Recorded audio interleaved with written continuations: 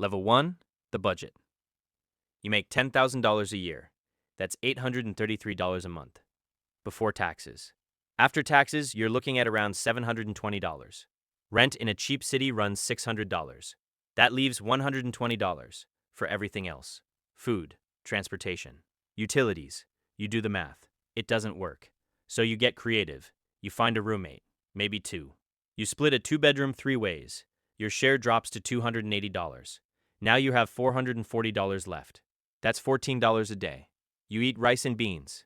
You eat eggs. You shop at the discount grocery store on Tuesday mornings when they mark down the bread. You don't eat out. You don't order delivery. Every dollar has a job. You track every purchase in a notebook. You know exactly how much a gallon of milk costs at 4 different stores. You become excellent at planning. Every dollar gets allocated before the money arrives. Rent, food, phone bill, bus pass. Your phone plan costs $20 a month with no data. You use the Wi-Fi at work and the library. You know which grocery stores double coupons on Wednesdays. You know when the community center has free events. Your social life revolves around free or cheap activities. Movies cost money. Bars cost money. You stay home mostly. Level 2, the transportation problem. You can't afford a car payment. Insurance alone would eat your budget, so you don't drive. You take the bus. You wake up at 5:30 a.m. The bus runs at 6:10. You stand in the cold. You transfer twice. You arrive at work at 7:45. Your shift starts at 8 o'clock. You do this every day. If the bus is late, you're late. If you're late 3 times, you're written up. If you're written up twice, you're gone. You have no margin for error. Your entire life runs on a schedule you don't control. Some people in your situation buy a used bike, $80 secondhand. That's 2 weeks of food money. You think about it for a month before you buy it. Level 3, the emergency. Something breaks. It always does. Your tooth hurts. You don't have dental. The pain gets bad enough that you can't sleep. You find a dental school clinic. They charge $40 for the extraction. You don't have $40 free this week. You move money around. You skip buying groceries twice. You eat what's already in the cabinet. Pasta. A can of soup. The extraction happens on a Wednesday afternoon. You take the bus back. You work Thursday morning. You have no sick days. Missing a shift costs you $90. You can't afford $90.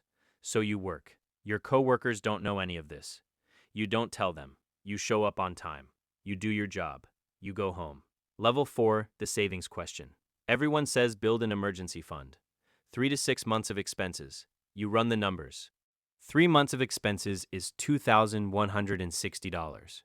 At your current rate, saving $50 a month, that takes 43 months, over 3.5 years. If nothing goes wrong, nothing ever goes wrong for that long.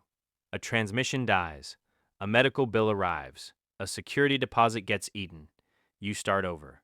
The fund never fully builds. You stay 1 bad month away from zero. That's not pessimism. That's arithmetic.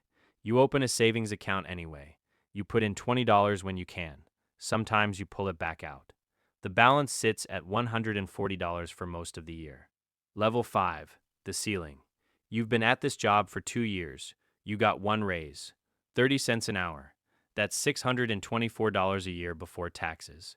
You are good at your job. Your manager knows it. Raises are frozen company-wide. You apply for a second job on weekends. You get it. Stocking shelves from 10 p.m. to 3 a.m. Friday and Saturday.